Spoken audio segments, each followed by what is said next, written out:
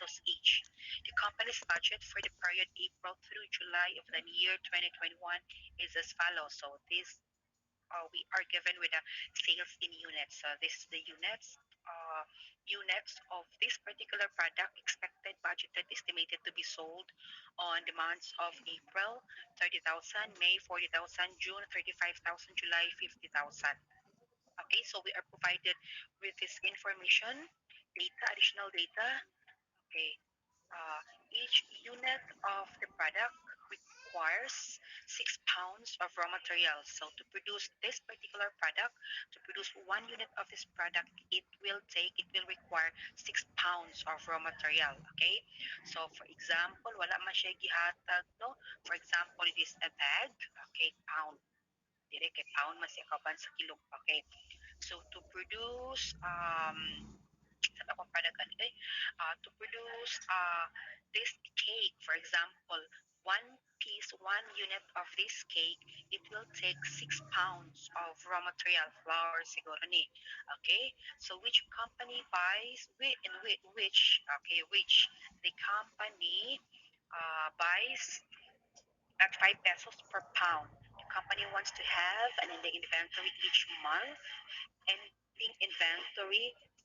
ending inventory each month, which is equivalent to 30% of the month's expected sales for the finished goods. So uh, every month they are to maintain an ending inventory of 30% of the finished products of the cake and 50% of the raw materials required for production.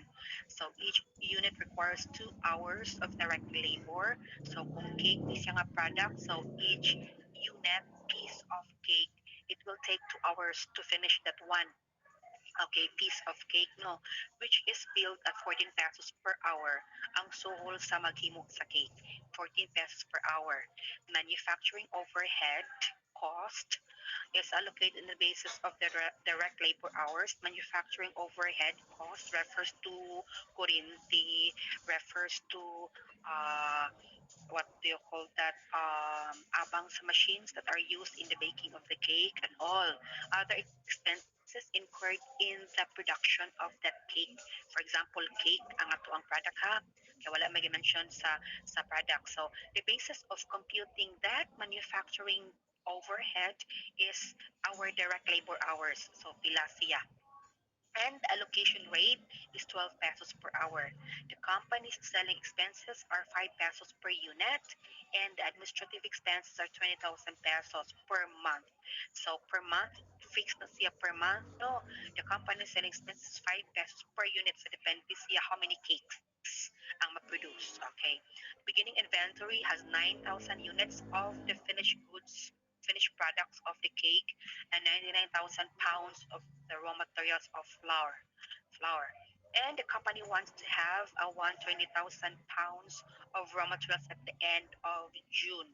So at the end of June, month of June, they must maintain a 120,000 pounds of this flour raw materials, di ba? So you are asked to prepare the following budgets. Letter A, sales budget. B, production budget. C, direct materials purchase budget. Letter D, okay, ano lang para maklaro siya, no? Letter C, direct materials purchase budget. Letter D, direct labor budget. Letter E, manufacturing overhead budget. Letter F, selling and administrative expenses budget. And letter G, budgeted ending finished goods inventory or the cost of goods sold. And of course, lastly, letter H, the budgeted income statement. Okay, so there, we will start with letter A. So, kung wala mo nahimo din na, so dili na to himuon ang inyong self-assessment answer. Okay, so first we are going to prepare the sales budget. You are preparing a formal, okay, financial report, no? So only that what you have done in your fundamentals of accounting is in history.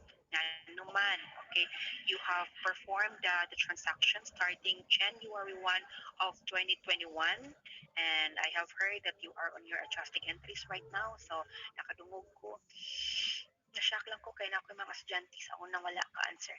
Bakit kaya? Okay. Banatan kaya na nato ng adjusting entry sa una. Unya inyo detong gikalimtan di ay. Okay. So there, ano kay mahimo ana. Okay, so what you have done in your fundamentals of accounting is you are preparing that formal financial reports. After the adjusting entry, you're going to prepare your income statement, your statement of changes in owner's equity. I hope my previous students are have remembered these things. No, statement of changes in owner's equity, statement of financial position are popularly known as the balance sheet. It is based on the history because you have performed that transaction starting January 1, 2021 until the December 31, 2021. That is why the adjusting entries will be made is made at year end, December 31 as yeah, because the purpose of that is to update, to correct, diba? Okay, based on the previous, okay, it's okay lang. Based on the previous transactions, di ba? In the subject basis finance, we are also going to prepare income statement. Okay, our letter H requirement is to prepare the income statement, but in future tense. Okay, because budgeted siya, we are to prepare this formal financial reports for next year, 2022. Okay? So, dapat dili na 2021 unta 2022 unta nino. So, ako lang i-change siya. Okay nga naman, para ma-future tense yun siya. Okay? So, budget man, we have not yet started our operation for the year 2022, but we have foreseen in advance. Okay, nag-prepare na tandaan what are the possible expenses that we will be incurring and the possible uh, income na imuhang i-estimate and i-budget. Okay, so in our master budget, the first budget that we're going to prepare is the sales budget. Of course, you're preparing a formal financial report, therefore it must have a heading. Heading will comprise of the name of the company, Plymouth Company, the statement you are preparing, sales budget, and the time frame for the months of April, May, June, and July 2022. Okay, anak siya, no? So, since you are to ask to prepare for these months, 4 months, April, May, June, and July, so ako lang gitable form, okay, para hapsay siya, no? And you've said nga wala pa na to ma-discuss siya, wala pa to siya ma-discuss, ma'am, last week, no? So, I am just using those format that I have given you in our study guide. Okay, mao man ni siya, no? Lahi ba? Or mao? Sa inyo hang yes. So, maoras yan, no? Okay, so we will start with the number of units to be sold. Okay, number of units to be sold. This is the units, the amount, the quantity of these, kung sample cakes, okay, that are estimated to be sold. Okay, so you go back to our problem. Which information ako nang i-change to 2022 para future tense skills siya 2021 na dahil pero I forgot. Okay, so what data we will be using for this number of units to be sold or the sales in units. Okay, so there no sales in units for the April it's 30,000. Okay, 30,000 no for April. For May I will just copy it. Tama na, di ba? It's there in our problem. Units expected to be sold for May, April is 30,000 units, May 40,000 units. Tangan ako, patangan gana ko units. Okay, for May 40,000 units, for June 35,000 units, for July 50,000 units. Okay, multiplied by the selling price, no? Okay, selling price per cake. Yes, tara na. One, Plymouth Company manufactures a single product, cake matoko sample, no, which sells for 100 pesos each. Therefore, we are going to multiply the 30,000 units for April times 100. So, pila? 3 million. 3 million. 3 million For this is the estimated sales revenue for April next year. So say wala pa naabot si next year, no? April 2022, but we have made an estimate. Okay, possible na tong sales. Okay, so no, there's no mention of increase in the prices, no, of the selling price. So automatically we are going to carry on to the succeeding months the 100 pesos. So for the month of May, it's 4 million. No, it's 4 million. For June, sila man na, 3 million 3,500,000. and for July, it's It's 5 million. Okay. Manara, this is how we will be preparing our sales budget. This is the primary budget that we will be preparing, because all the rest of the budgets that we are about to prepare naka-base, naka-anchor siya sa sales budget. Okay? So since kamong tanan wala man kaha, so wala koy score pod na ikuan, Ay, ma'am, may nalubat. point. Ang points na niya is, of course, 1 point for the heading, another 1 point for this. So, for our first budget, sales budget, we'll have 3, 6, 9, 12, 13 points na siya tanan. Okay. 13 points na siya, no? Okay. So there. Second budget, you are to prepare the production budget. So we have now planned ahead of time possible units that we are about to sell, possible sales revenue na to in the year to come. So in the actual implementation, hopefully, sa 2022, sakto siya, no? Whatever is the planned, okay, the budgeted, dapat i-implemented siya well. So the second is we are to prepare the production budget. Again, I just copied the format coming from our handout, no, from our manual. Okay, so again, it will start with the heading, the name of the company, Plymouth Company, the production statement you are preparing, production budget for the months of April, May, June, and July. Okay, so first is number of units to be sold. Okay, familiar no? Number of units to be sold can 30,000. be seen in our, nadiri no? Sa tuang sales budget. So I will just copy 30,000 for April, 40,000 for May, 35,000 for June, and 50,000 for July. Okay. Ay, sa kariyo, kay mura o. Naunsa naman eh. Okay, there. So we are going to add the desired ending inventory of the finished products. Add the desired ending inventory of nahuman na ready nga mga cakes, di ba? Gibutangan ako 30% diri. So we'll go back to our problem. What is the basis of my 30% here? Okay, which part of the problem, which paragraph is our guide?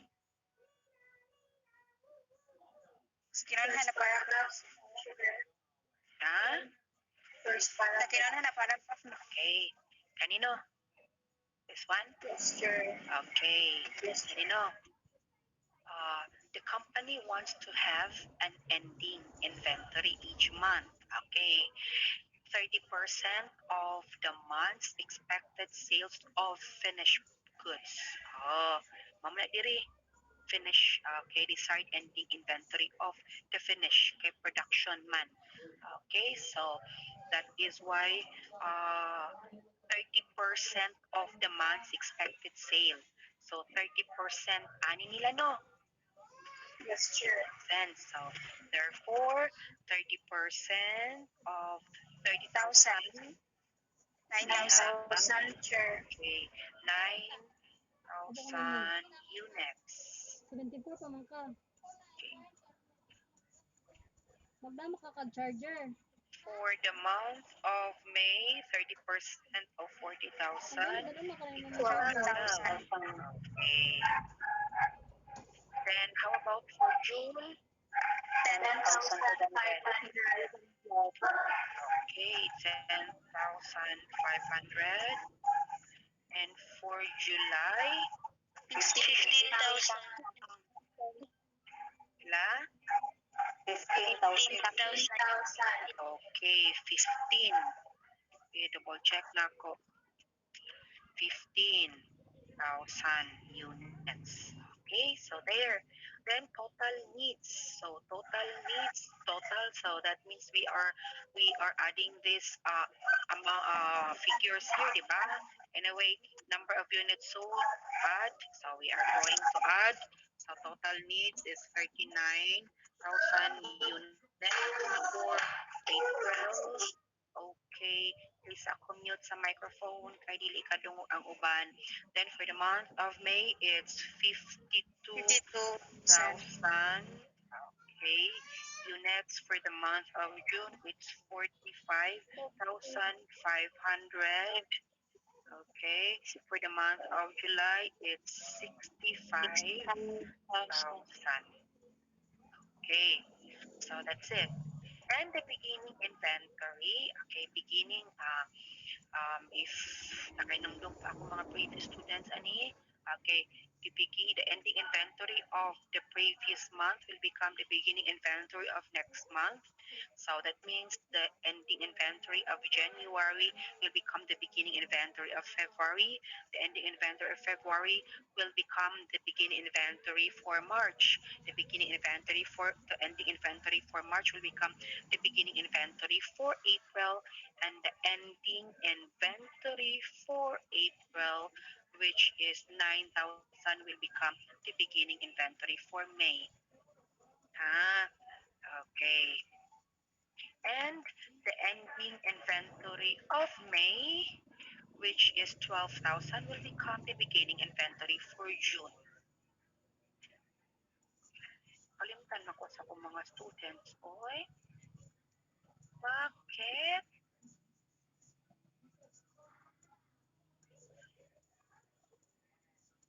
Okay, and the ending inventory for June, which is 10,500, will become the beginning inventory for July. Okay, 10,500 units. Question: how about the beginning inventory for April? 9,000. Where did you get the 9,000? 9,000, sir. Yes. Nasa problem. Here. Okay. This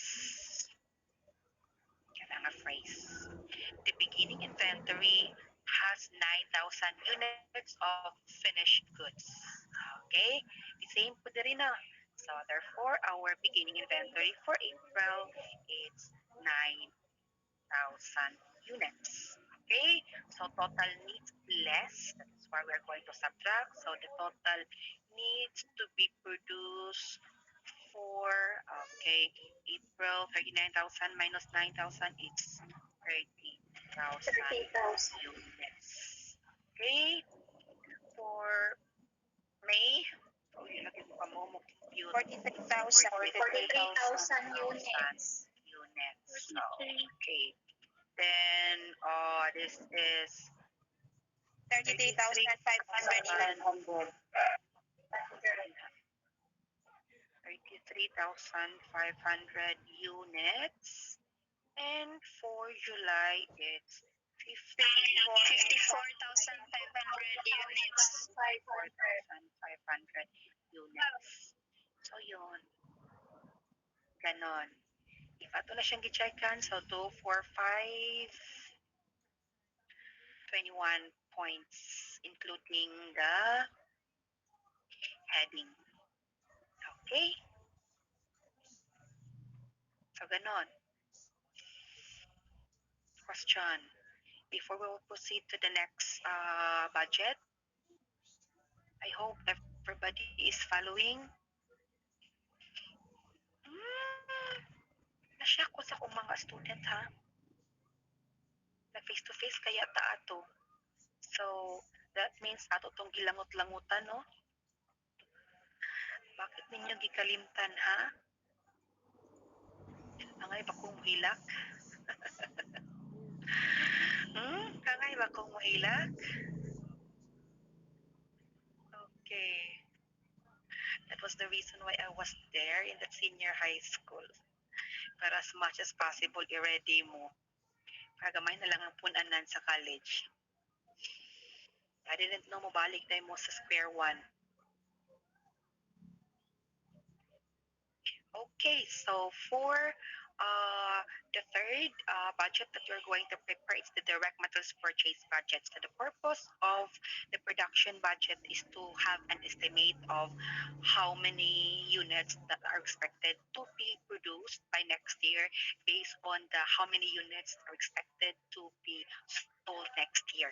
Okay, so with that, we are going to estimate to make a budget of how many and how much how many raw materials needed to be purchased to in order for us to produce that units, okay, of cake, number quantity of cakes to be produced next year. And of course, so that we can prepare ahead of time, kay next year pa man is nga budget, no, so you can prepare ahead of time how much money will it cost, will we need to prepare for the purchase of these raw materials in the production of these cakes. Okay, so ana siya, no? So the same siya format that I have given to you. So again, it will start with the number of units to be produced. Dili na siya number of units to be sold. Okay, because the direct materials, the raw materials that we are going to acquire will depend on the number of products that we are going to produce. So number of units to be produced will be based that from our previous budget prepared, the production budget. So this na total units to be produced. Okay, so for April, 30,000. For May, 43,000. For June 33,500, for July 54,500. Dili na ang units to be sold, ha. It's the units produced to be produced. Okay? Multiplied by the direct material per unit. How many kung in kilos siya, how many kilos of this raw materials needed for us to produce 1 unit of this particular product. So kung bags siya, how many meters, how many yards of this cloth needed, required to produce 1 bag. Okay, in our sample kay cake, how many pounds of this flour, okay, needed to produce 1 cake. Makahumanta, makakomplete tag himo og 1 cake. Okay, so go back to our problem. Okay, tara. This is our guide. Okay, each unit of the product requires 6 pounds of raw material. Okay, so that's our guide, no? So we are going to multiply 6 pounds. Mamani ang 6 pounds, mamana ang kuan sa pounds, no? Okay, 6 pounds. No mention of increasing. Let me check kung nag-increase ba ang iyang. Okay, wala. So automatically, every month we will require 6 pounds of this flour to produce 1 cake. Okay, so multiplied siya. So hindi ko ka mauna mo multiplied 180,000 8,000. pounds. Okay, ako lang gamitan o calculator. 2 or madali na. Okay. 258,000. 58,000 of pounds. Okay, yeah. 201,000. 201,000. Okay. Please ko gamit sa inyong calculator din, ha, para daghantang mo double check. 327,000. 27,000 pounds of flour. Okay. Then based on the format I have given to you, we are going to add the direct materials ending inventory, ha? Direct materials ending inventory. Okay, ibutan ako 50% din na daan. Kalimot niya ako. So we will go back to our problem, or is the 15% na pinagkukunan natin. So it's here. Yeah? The company wants to have an ending inventory each month, which is equivalent to 50% of the raw material needed for production. 30% of the raw material needed for production, 15 at 30, 50%. So pangitao na to si raw materials needed for production. Tara, si raw materials needed for production. Kani, di ba? Kani, di ba? Raw materials needed for production needs. So 50%. So 50% of 180, it's 90,000. 90,000 pounds. Okay, there. Um, for the month of May, it's 129 29,000. pounds. Okay, for June, it's 100,000. 120,000. Yes, 100,500. 120,000, ma'am. Oh, End of June. yes. Kuan na siyang ikuan. Very good, kinakakita mo. Ako na pang ikuan una. Sige, ako nang ikuan no. Base, malipat. No, there are ngani sa mga problems no. Ako nang i-ready na. For the month of July, sabi na kong malipat mo da. Tigmat siya mong mata. For the month of July, it's 163,500 pounds. Based from the formula given to us at 50% of the production need. So, maunta na no, but go back to our problem. There.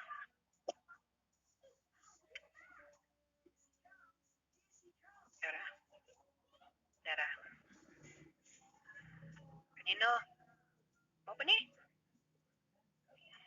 Yes, ma'am. Yes. Okay. Diba? The 99,000 pounds is the beginning inventory. Ah, okay. So the company wants to have 120,000 pounds of raw material at the end of June. So ending inventory for the month of June. So that is why we are going to change this to 120,000. Okay, so that's it. Add no. So we are going to add it's 270,000 okay pounds for April. Okay, for May it's 387,000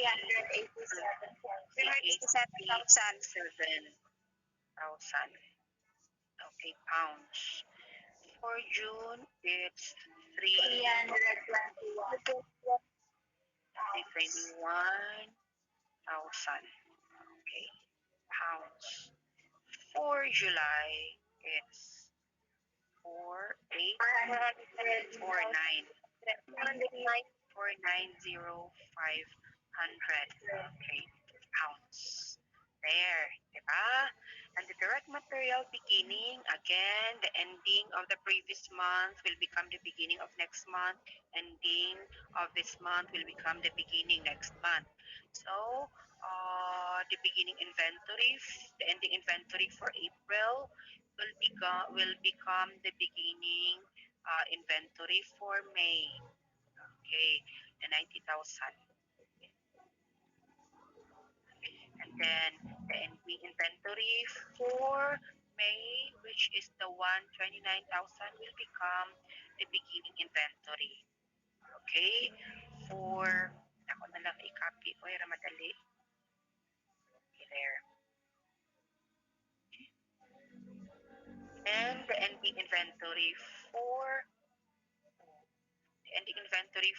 June will become the beginning inventory for July. Okay? Then the beginning inventory for April is there. Direct materials, no? Beginning inventory for the raw materials. Okay, it's 99,000. Ano? So, 99 pounds. Okay. So, less, meaning to say we are going to subtract no for April 9 to 17 minus 99. It's 171,000 71,000. pounds. Okay. For May, 387,000 less 90,000. So, it's 297,000 pounds. Okay. For June, 321,000 minus 1,000. 192. 129,000, it's 192,000 pounds. Okay.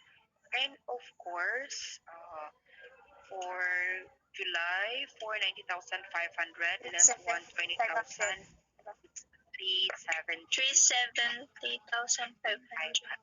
Okay, good.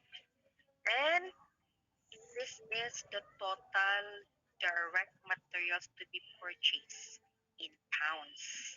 So, for next year, for the month of April, we need to purchase 171 pounds of this flour. For May, for June, and for July, question, pila man ang i-budget na tong amount for the raw materials next year for the months of April, May, June, and July. So, we're going to multiply the cost per pound of this flour. So, go back. Tara. Kanisiyan mo. 5 pesos. Kanino? Ay na po nga color. To which the company buys at 5 pesos per pound ang price, no? No mention of increase man. So, that is why 5 pesos lang si ano, 5 pesos per pound. Okay, ano? Ayan ang price. So, copy, carry over to the succeeding. Okay, so pounds multiplied by pesos. So, money na. Diba? For the month of April, 171,000 times 5, 855,000. pesos. Okay, mo na itong budget mo. Kaya mo na itong paliton for next year. Okay, mo na itong paliton for next year, no? Okay, for uh, for May, 1,485,000 pesos. Okay. For June, 960.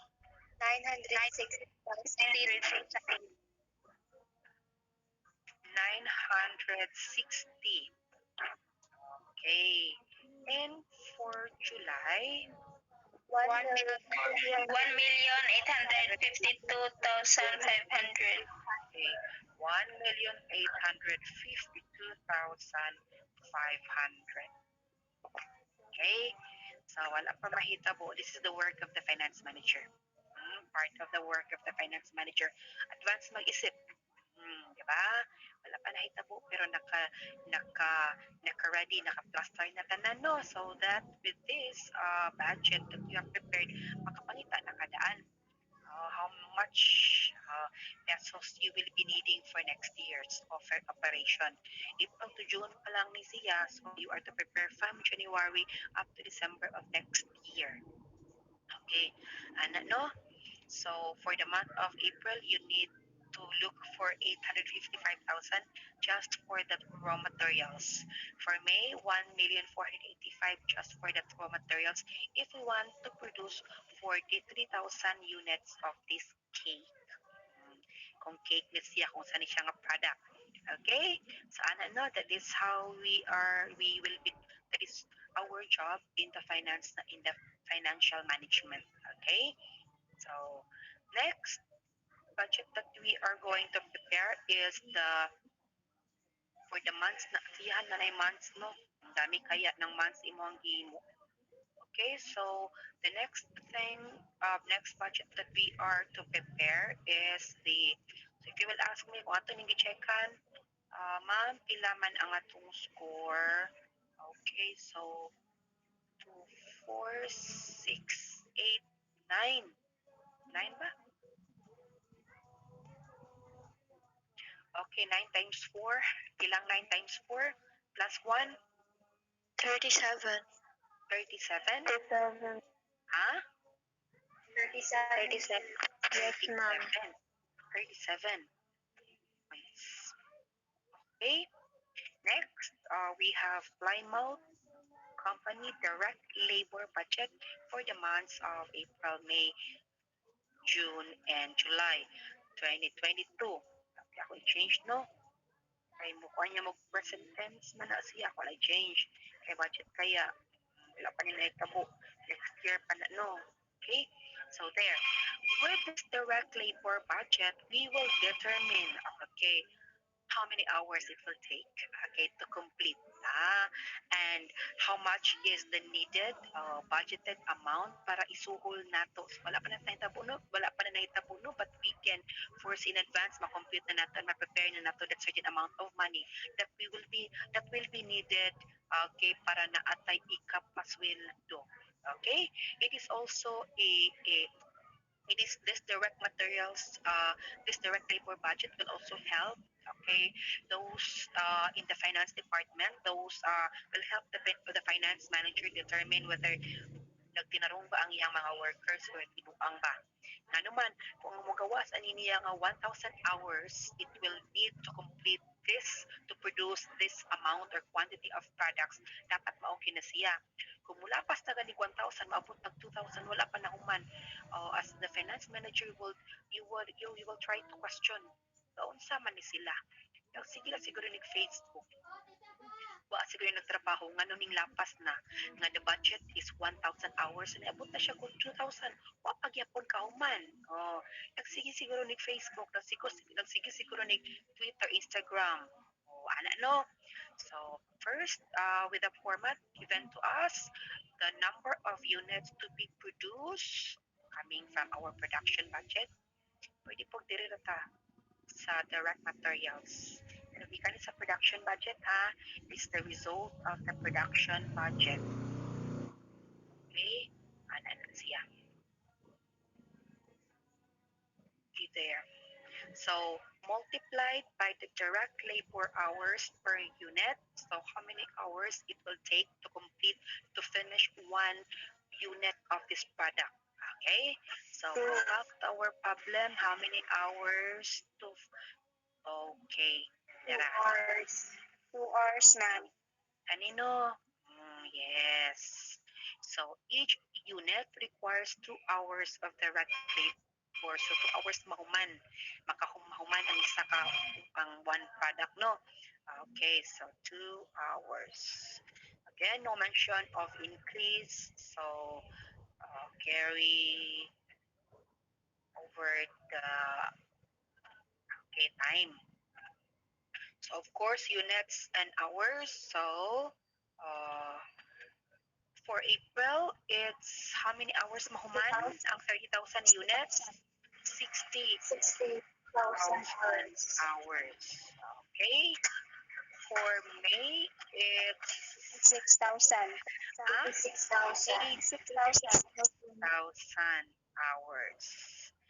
For June, 67,000.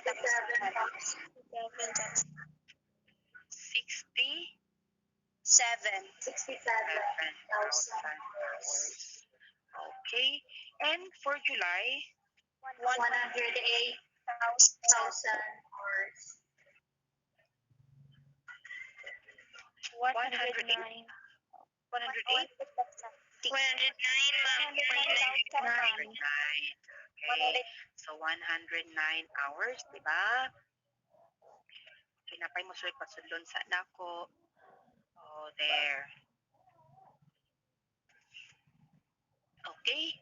So for April, it will take 60 hours to finish the 30,000 units. For May, it's 86 hours to finish the 43,000 units of this product. For June, it will take 67 hours to finish the 33,500 units. And for July, it will take 109 hours to finish the 54,500 units. So with this data alone, you can determine, you will see in advance. So in the actual implementation, wala pa sila 60 hours. So that means naglangay-langay ang imong mga workers because it will take only 60 hours, di ba? So this is also, man ng financial planning is also financial controlling. You can control, di ba? So, oops, ning lapas na ta sa 60 hours. Nakinahinay siguro mo, paspasin na ninyo. Okay, kay dapat 60 hours sa siya. So, how much we will be needing, okay, para isul sa to ang mga workers, we are going to multiply it by the cost per direct labor hours. So, go back to our problem. Pilay suhol. 14 pesos. Okay, kanina, which is billed at 14 pesos per hour ang suhol sa imong worker.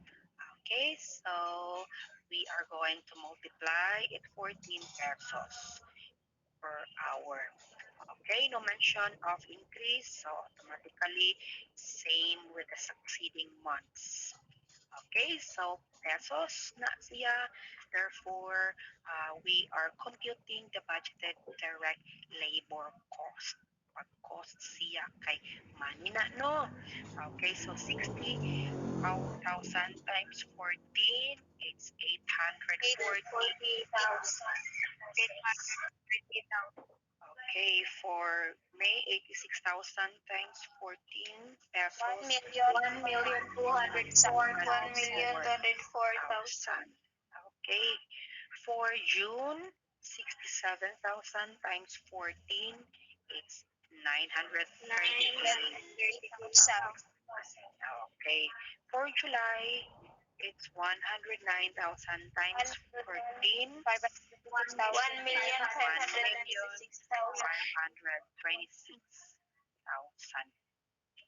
Okay, so that's it.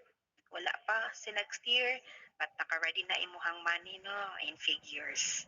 The next thing that you're going to do is to look for these figures. Asa man ka manguha ani. Okay? Para still continue your operation next year. Next budget that you are asked to prepare is the factory overhead budget. Factory overhead budget, these are the expenses gastuson that are related to the production, in the production of your cakes.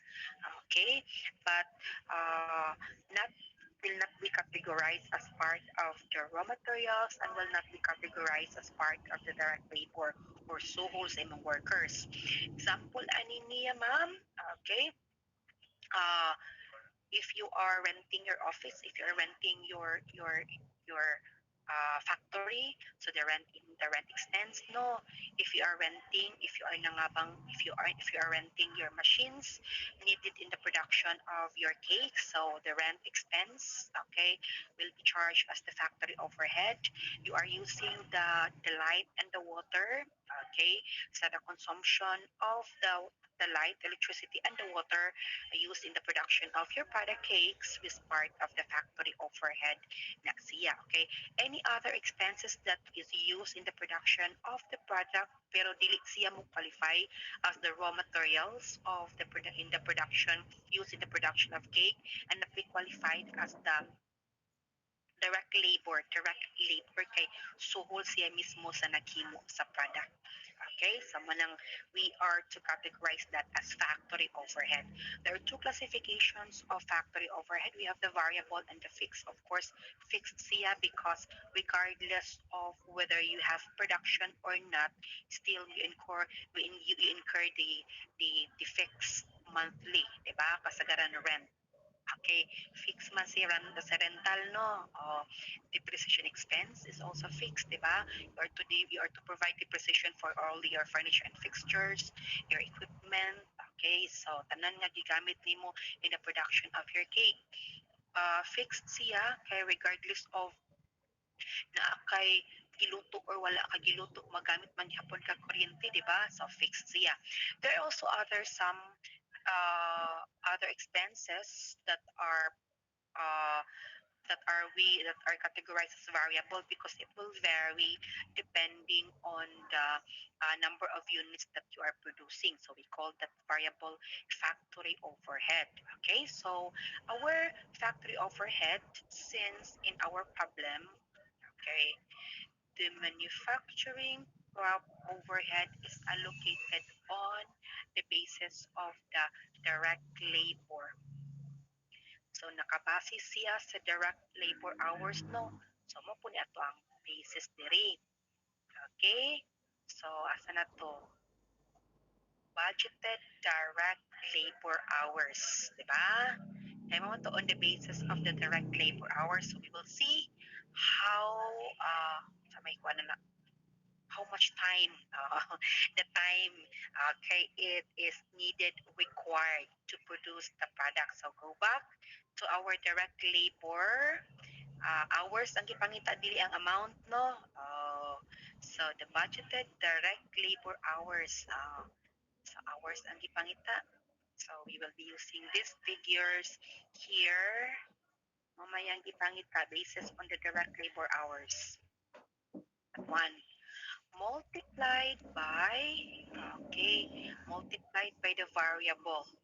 Okay, look at our problem. So nakabase itong solution tanan sa itong problem, no. Manufacturing overhead is allocated on the basis of the direct labor. So naka-base gani siya, mo vary gani siya depending on the direct labor hours. That is what we considered as the variable. Okay, it will vary depende sa unsa asa siya nakabase depende sa direct labor hours. So that is why pila man to, pila allocation kani mao ba nino? Yes, ma'am. Oh, kana no.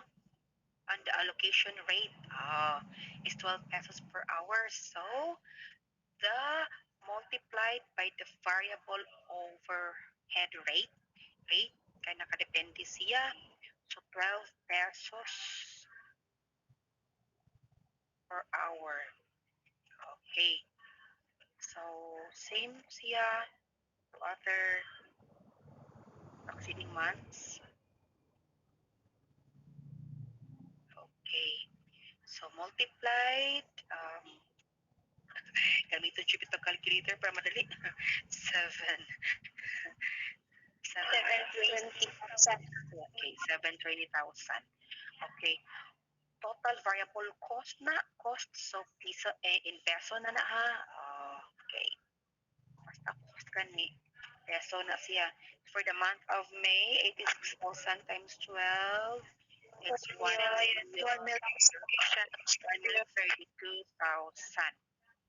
Okay. For June, 67,000 times 12. It's 804,000. For the month of July, 109,000 times 12. It's 1,308,000. Okay. How about the total fixed overhead? So go back to our problem. Fixed ha, meaning to say, kuan siya, it will not vary if per month siya. So pangitaon na to, where is the factory fixed overhead? Kani? 20,000? Kani ba sa 20,000? Wala na daing data. Kani ba? Dili no, kay the 20,000 is the administrative expenses man na. Selling expense man. Selling expense po ni si 5 pesos per unit po. Sa nakabase po siya, depende. Variable ni, it will vary depending on the number of units, no? Kani mo ay mention na 20,000 per month. So manang fixed siya. But administrative expenses man na, so that means no, wala kang fixed cost. So zero na siya. So the total factory overhead, pwede ganira pud ka kutob. Okay? Anyway, pwede na mo siya ibalik diri kay zero man, no? Si fixed cost. Yun. Ganon. Dong! Isang Oh. secretary, Dong!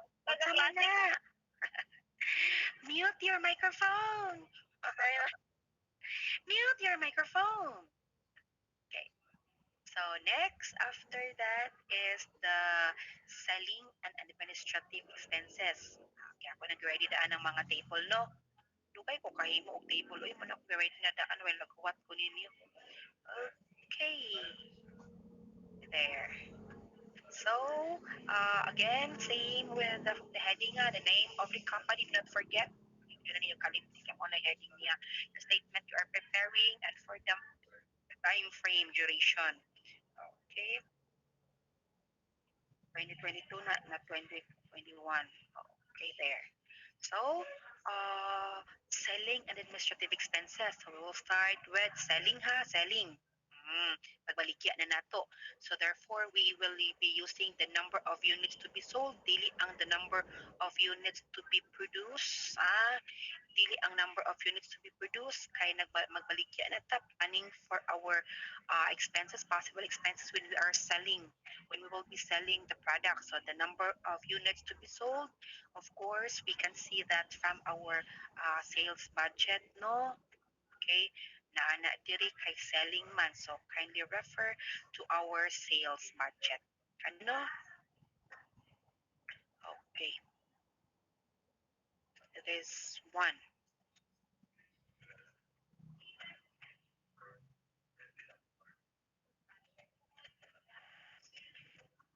Okay.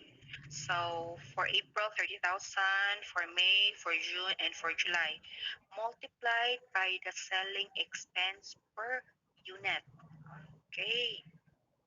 So, selling expense per unit, go back to our problem. Selling expenses. Tara.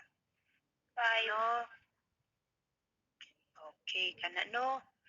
The companies na unsa naman ang imong kuan ma'am nagkasalul-sagol naman ang lagi. Okay. Kuan na unsa the company selling expenses are 5 pesos per unit. Oh. So 5 pesos per unit no, multiplied by 5 pesos per unit.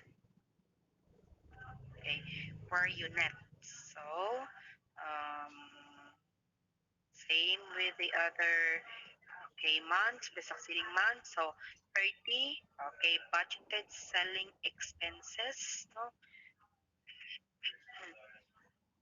Expenses is the gasto na. So 30,000 units times 5 pesos. Peso na siya, no? Okay, so pila it's 150,000. For April, for May, it's 200,000. For June, 175,000. 175,000. And for July, 220,000. Okay, so there. Then we have budgeted administrative expense, kay selling and administrative expense man. So we will budget allocate pila ang ato administrative expense. Administrative expense, these are reference expenses nga that are used that are used by the administration. So sweldo sa imuhang mga supervisors, managers, di ba? Kaya na siya, no? So, administrative expense, it's in here. Tara, no? Okay. The administrative expenses are 20,000 per month. Okay, so fixed siya, no? 20,000. Okay, napay ni sulod. Sulod sa ako gihapon. 30,000, 20,000 day. 20,000 per month. Okay? So, for May, for June, and for July. So we are now going to add the total selling and administrative expenses. Okay, for the month of June, 150,000 selling plus 20,000 administrative, it's 170,000. 170,000. For May, 220,000. 220,000.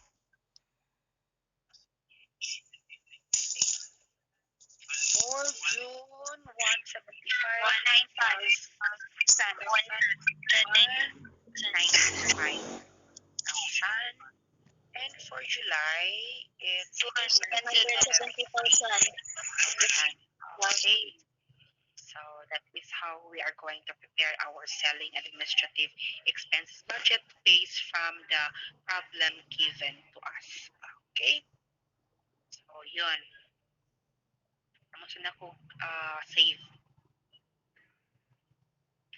Next, we have the budgeted cost of goods sold, finished goods inventory, or pwede na po siya diretso o finished goods cost of goods sold, no? Cost, budgeted cost of goods sold. Take note ha. Cost of goods sold. So, in peso na siya. Converted to peso na pag-ingon kog expenses, if we will be talking of cost, okay, gasto, so that pertains to money ha, peso na siya.